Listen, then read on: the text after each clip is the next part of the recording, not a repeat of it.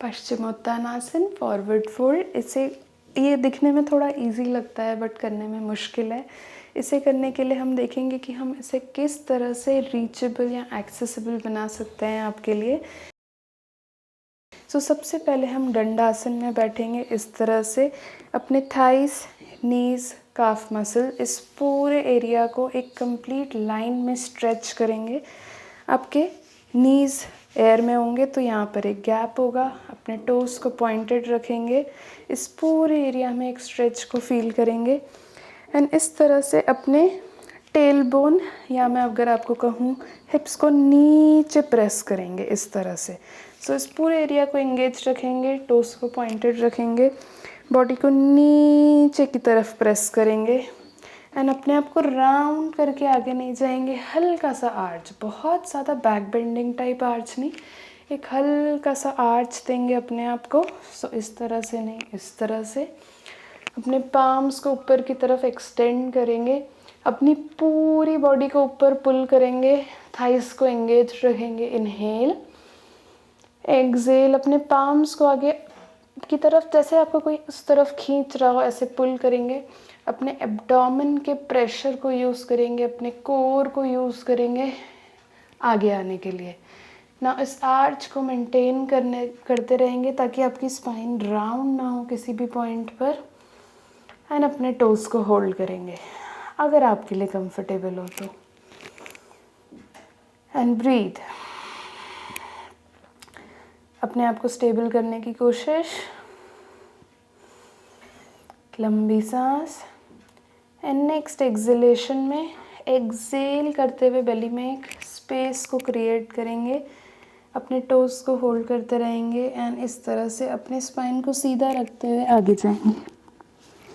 ना अगेन ये दिखने में थोड़ा इजी दिखता है बट जैसे ही आप आगे जाने लगते हैं आपके हैमस्ट्रिंग बर्न करते हैं तो अपने आप को फोर्स नहीं करेंगे। अगर आप इसमें नए हैं तो इसे आप हल्का सा इस तरह से बेंड रखेंगे एंड अपनी स्पाइन को सीधा रखते हुए बेली को थाइस के पास लाएंगे एंड ब्रीथ।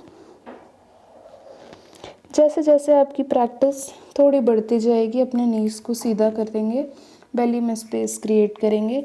जैसे जैसे आपके हैमस्ट्रिंग या थाइस फ्लेक्सिबल होते जाएंगे फिर हम नीचे आएंगे एंड जब तक आप इसे प्रैक्टिस करते रहेंगे। बट रिमेंबर, स्पाइन राउंड नहीं होगी, नीज एक दूसरे से दूर नहीं जाएंगे इस तरह से, बिकॉज जैसे ही थाइज में प्रेशर आता है नीज एक दूसरे के दूर चले जाते हैं। नीज एक स्ट्रेट लाइन में, टोज आपकी तरफ पॉइंटेड, अपने एब्डोमेन के प्रेशर को यूज़ करेंगे आगे आने के लिए एंड स्पाइन को स्ट्रेट रखेंगे एंड होल्ड इट। ओके, आप चाहें तो यहाँ पर एक किसी चीज़ को पकड़ कर भी उसे इस तरह से पुल कर सकते हैं, नीचे आ सकते हैं, जैसा आपकी बॉडी अलाउ करे। वापस आने के लिए इनहेल, धीरे से वापस आएंगे, लेग्स को शेक एंड रिलैक्स। ना इसे हम फॉरवर्ड फोल्ड कहते हैं, ना कि बेंड। बेंड में आप अपने स्पाइन को राउंड कर सकते हैं बट फोल्ड में हम इस पूरे एरिया को एक स्ट्रेट लाइन अज्यूम कर रहे हैं एंड हम इसे फोल्ड कर रहे हैं आगे की तरफ। So like this. तो आपका नीचे का एरिया भी स्ट्रेट एंड एंगेज रहेगा, ऊपर का एरिया भी स्ट्रेट एंड पुल्ड रहेगा। Forward fold. I hope you found it useful.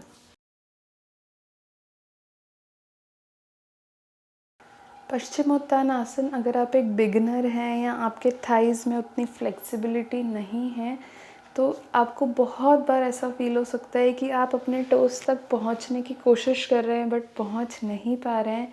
But please don't force yourself. अपने हैमस्ट्रिंग की फ्लेक्सिबिलिटी को पहले बढ़ाने की कोशिश कीजिए एंड धीरे धीरे इस आसन को अटेम्प्ट कीजिए। सबसे पहली ये चीज़ है। So again I am reminding you, अपने थाइस को फोर्स नहीं करेंगे। आप जैसे ही आगे जाने लगेंगे आपके थाइस पर एक इमेंस प्रेशर आएगा, उसे कंट्रोल करने की कोशिश करेंगे, फोर्स नहीं करेंगे। नाउ सेकेंड इम्पॉर्टेंट थिंग, जैसे ही आप आगे जाने लगेंगे आपको बहुत बार रियलाइज़ होगा कि आपकी आर्च्ड बैक ऑटोमेटिकली राउंड हो गई है ना, आप आगे नहीं पहुंच पा रहे हैं। उस केस में आप फिर से अपने आप को एक इनहेल करके एक लंबी सांस अंदर लेंगे, बॉडी को फिर से पुल करेंगे, फिर से अपनी पोजीशन को एक लंबी स्ट्रेट लाइन में लाएंगे एंड देन आगे जाने की कोशिश करेंगे। सो उस जगह पर जाके अपने आप को फोर्स नहीं करेंगे बेंड होने के लिए, थोड़ा सा ऊपर आएंगे, अपनी बॉडी को फिर से पुल करेंगे एंड फिर बेली में स्पेस क्रिएट करके एक्सेल करके आगे जाने की कोशिश करेंगे।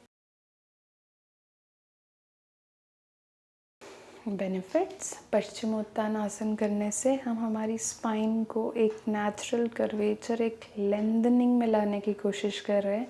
सो लॉन्ग सिटिंग या इनकरेक्ट पोस्चर से हमारा बैक या तो आर्च्ड या हम्प्ड हो जाता है। सो हम उसे फिर से एक सीधी लाइन में एक स्ट्रेट लेंथनिंग प्रोवाइड कर रहे हैं आगे की तरफ एक्सटेंड करके। सो आपकी स्पाइन को एक बहुत अच्छा natural curvature, natural lengthening, strengthening provide करता है ये आसन। एंड बिकॉज उसमें हम हमारे शोल्डर्स को, पाम्स को आगे की तरफ एक्सटेंड करते हैं। सो वेरी वेरी नाइस यहाँ के प्रेशर, यहाँ के स्ट्रेस को रिलीज़ करने के लिए, बिकॉज आपकी बॉडी इसमें आगे की तरफ इस तरह से फोल्ड होती है।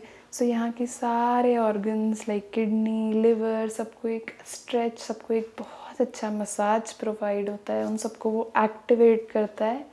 And very very nice digestion के लिए, बिकॉज आपके ये वाले पार्ट को हम स्क्वीज़ कर रहे हैं एंड नीचे की तरफ प्रेस कर रहे हैं। So immensely beneficial for the digestive purpose. One last thing, अगर आप इसमें नीचे तक आ पाते हैं, अपने हेड को नीचे ला पाते हैं, तो आप नोटिस करेंगे आपका हेड आपके हार्ट के नीचे आ जाता है, तो इससे ब्लड फ्लो हेड तक होना बहुत इजी हो जाता है बॉडी के लिए। So it's a therapeutic posture, आपके ब्रेन को रिलैक्स करता है, उसे स्ट्रेस फ्री करता है, उसे काम करता है।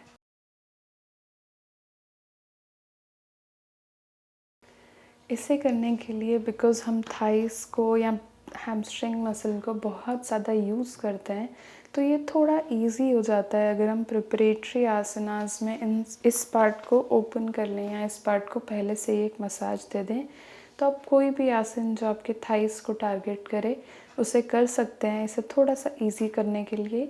सो एज एन एग्जांपल, एक सिंपल आसन जैसे बद्धकोण आसन या माल आसन में बैठना अपने पैरों को एक्सटेंड करते हुए, या हैप्पी बेबी पोज। एंड अगर आप स्टैंडिंग में चाहें तो त्रिकोण आसन, both the variations, warrior pose या वीरभद्रासन के कोई भी वेरिएशन, तो वो सारे आसन जो कि आपके थाइस को टारगेट करें, they will be very beneficial, आपको हेल्प करेंगे पश्चिमोत्तानासन को आराम से करने में।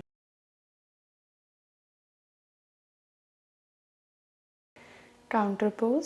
सो ऐसा माना जाता है कि जब भी आप एक फॉरवर्ड बेंडिंग आसना करते हैं लाइक पश्चिमोत्तानासन, उसका नेक्स्ट आसन should be backward bending asana. And same is true otherwise also, अगर आप बैकवर्ड बेंड कर रहे हैं तो आपको फॉरवर्ड बेंड करना चाहिए। सो पश्चिमोत्तान आसन के लिए usually the most common counter आसन इज पूर्वोत्तान आसन। एक बार मैं आपको बहुत फास्ट डेमोन्स्ट्रेट करती हूँ पूर्वोत्तान आसन में हम कैसे करते हैं। सो इस तरह से आप बैठेंगे। अगर आप इसमें नए हैं तो अपने नीज़ को बेंड रखेंगे, अगर आप इसे पहले कर चुके हैं तो अपने नीज़ को एक्सटेंडेड रखेंगे। अभी मैं नीज़ को बेंड रखती हूँ, पाम्स को बॉडी के पास, इनहेल, फीट को नीचे प्रेस करेंगे, नीज़ एक दूसरे से दूर नहीं है। एक लंबी सांस लेंगे, चेस्ट एंड स्पाइन सीधा, exhale, hips up, body up, and exhale, relax. अब एक बार मैं आपको लेग एक्सटेंड करके बताती हूँ, पाम्स नीचे प्रेस। जैसे ही आप बॉडी को ऊपर उठाएंगे, अपने टोज़ को मैट के पास लाने की कोशिश करेंगे। इनहेल, एक्सेल, पाम्स को नीचे प्रेस, टोज़ को प्रेस, नीज सीधी, hips up, hips squeezed, neck पीछे, exhale, relax. Okay, so again purvottanasana बहुत अच्छा है आपके आर्म स्ट्रेंथ के लिए, बैक के लिए, हिप्स के लिए, पूरे लेग मसल्स के लिए। एंड इसमें अगेन ब्लड फ्लो हेड की तरफ आता है, very beautiful for your brain as well.